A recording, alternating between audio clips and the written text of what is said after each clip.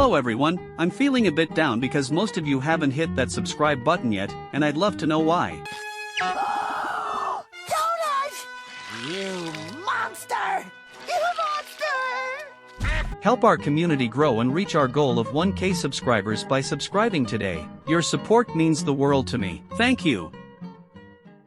Imagine accidentally stepping on a landmine, and the only guy who can save you has other plans. This one is crazy. Don't blink. In the opening scene, there are 3 musketeers. Alicia, Daniel and Chris are hiking up a mountain in Georgia, the country, not the state, so no peaches here. Sorry, Justin. At the summit, Daniel gets down on one knee, looks Chris in the eye, and asks him to marry him and Alicia. Yep, this just got interesting. Chris starts reciting his lines like he's been rehearsing for months, but suddenly he bails faster than a cat from a cucumber, leaving with his back that night. They're chilling around a campfire, and Daniel's like, "Dude, what's up?" But Chris is all not nothing, man. Alicia invites Daniel into their tent for the natural obligation, while Chris douses the fire and retires to his tent like a grumpy bear. The next morning, Chris wakes up to find some strangers rummaging through their stuff like a territorial dog. Chris confronts him, but the dude's trying to explain why Daniel and Alicia show up, and Alicia's like, "Chill, Chris, it's just Debbie, my personal camera retriever." Debbie then snaps up a photo of the trio with some director-level instructions, and suddenly he's all, "Don't move, Chris," because Chris, the lucky guy, is standing on a landmine. Daniel tries to calm Chris down while Debbie claims he'll go for help, but it'll take him 4 hours minimum. Daniel tells Alicia to hide behind a rock, not the Dwayne Johnson kind, and he stays with Chris, promising to be his best man at their triple wedding. Alicia's phone rings, and they realize they have service. They climb higher to get a better signal, and Daniel calls for help. He hangs up, then tells Alicia that rescuers won't help tricksters confused. Alicia listens as Daniel spills the beans. He knows she and Chris got a little too friendly. Chris fesses up, and Alicia is a sobbing mess, but here's the twist. Daniel says his phone never had service, and he made it all up. He whips out a shovel and tells Alicia to dig a hole for Chris to jump into. Chris realizes Daniel's behind this wild ride as he keeps apologizing. Daniel yanks out the mine pin and needs it in the woods. Daniel goes back to Danby, who's apparently in on this crazy plan. Alicia retrieves the pin, unsure if it'll work. Desperately, she starts digging. Suddenly, they spot Ilya, the mysterious dude watching from behind a boulder. Will he help our troubled trio? Stay tuned. Ilya chases after his dog, which is sprinting like it's late for a job interview. Alicia tries to keep the dog away from Chris, but Ilya suddenly appears with a gun, making them feel like they're in an action movie. Gone wrong. Azalea investigates Chris, and he discovers that Alicia and Chris are telling the truth when they raise their hands and quickly spill the beans about the situation. Ilya sets down his luggage and asks how he can help Alicia, brainstorming like she's in a DIY disaster. The movie suggests digging a hole for Chris to jump into. Ilya, now curious, grabs Alicia's arm and asks how they got into this wild mess. Alicia informs him that her boyfriend set them up because she had a fling with Chris. Ilya chuckles and calls her a cheater. Chris fiercely warns him to watch his words, making Ilya reconsider his involvement. But ultimately, Elio decides to stick around and lend a hand. As Chris tells Ilya that he can have anything he wants as a reward, Ilya rummages through their bags and steals Alicia's underwear. He gives it a good old sniff and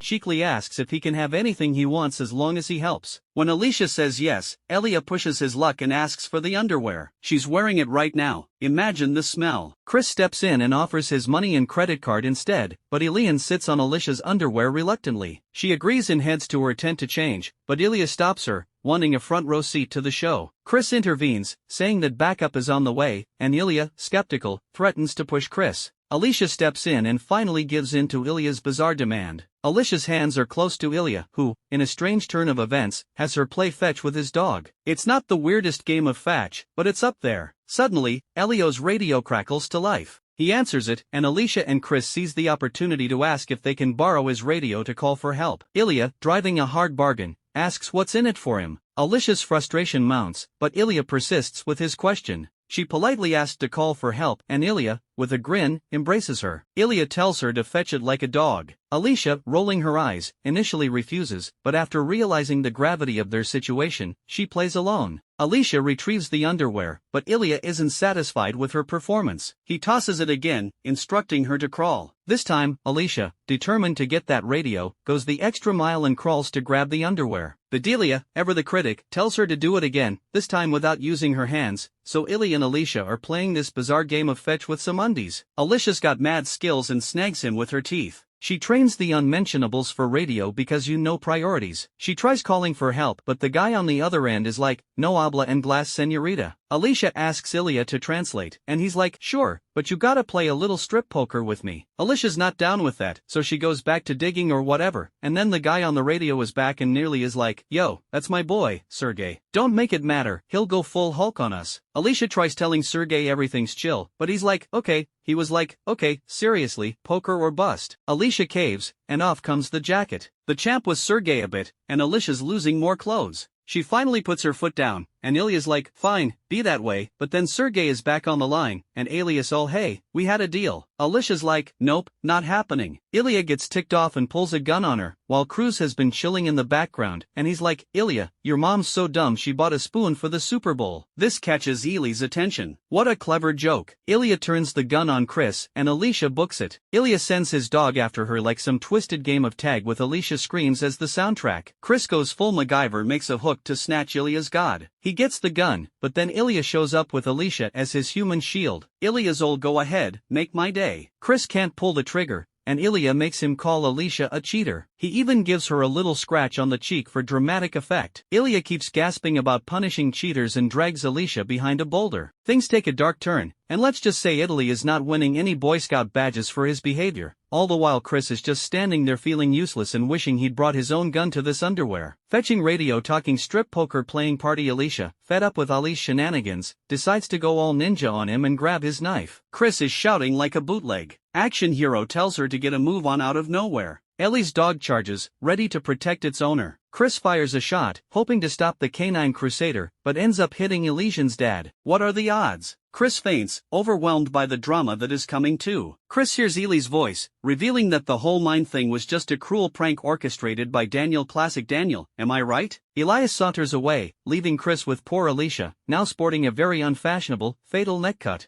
Subscribe!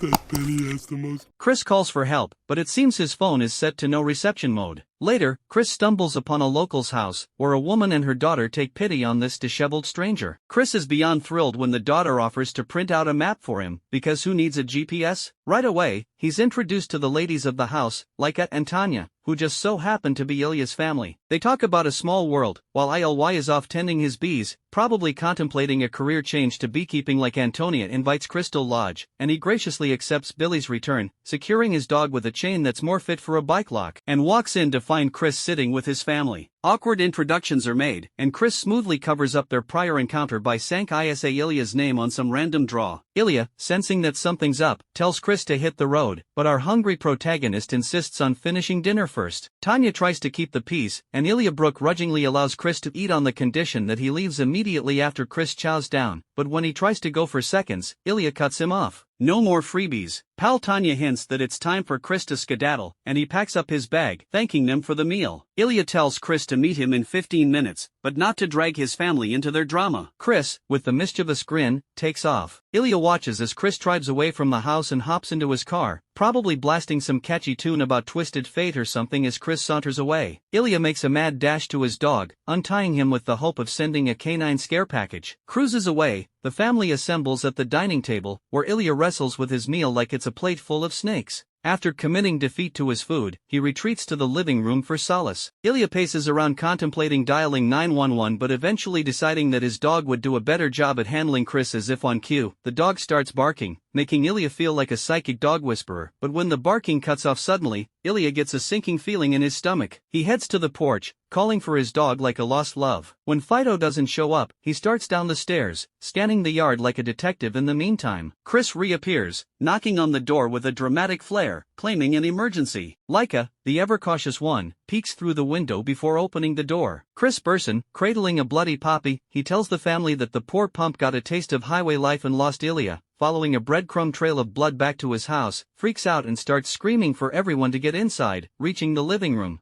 Ilya spots Chris and his dog. Ridge takes over, and he goes for his weapon only to find that the bullets have vanished like a bad magic trick. Ilya points his now empty gun at Chris, who just stands there with a grin and dares him to shoot. Chris reveals his hidden knowledge of Alia's bulletless rifle and pulls out his own revolver. A two-legged surprise is in store for Alia. Tanya hears a commotion and sees her spouse on the ground. She makes a desperate plea to Chris, promising they'll do anything if he puts the gun away. He does for now. Cruz takes charge, directing Tanya to a corner and ordering Laika to bite your mother's hands and feet. Money's offered would Chris refuses, saying I prefer Bitcoin with a bang. Chris shoots their mirror, sending a clear message to a hesitating Liga as she tearfully ties up her mother. Cruz taunts Ilya with some random underwear. He insists they play a twisted game of Russian roulette where, like, his dignity is on the line. Chris ups the ante by pouring alcohol into Ilya's wounds, turning him into a human cocktail of pain. He forces Laika to retrieve the underwear like a dog, only to remind her that dogs don't have hands with no other choice. Laika plays along, fetching the undergarment with her mouth. The horrifying game takes a tragic turn as Chris accidentally shoots Laika. He collapses in shock, realizing he's gone too far, leaving everyone in a state of despair and disbelief. The once light-hearted family-friend scene now shattered by the darkness of an unexpected tragedy. The moral of the story leaves us with a comment. Remember to subscribe. Thank you for watching. See you in the next video.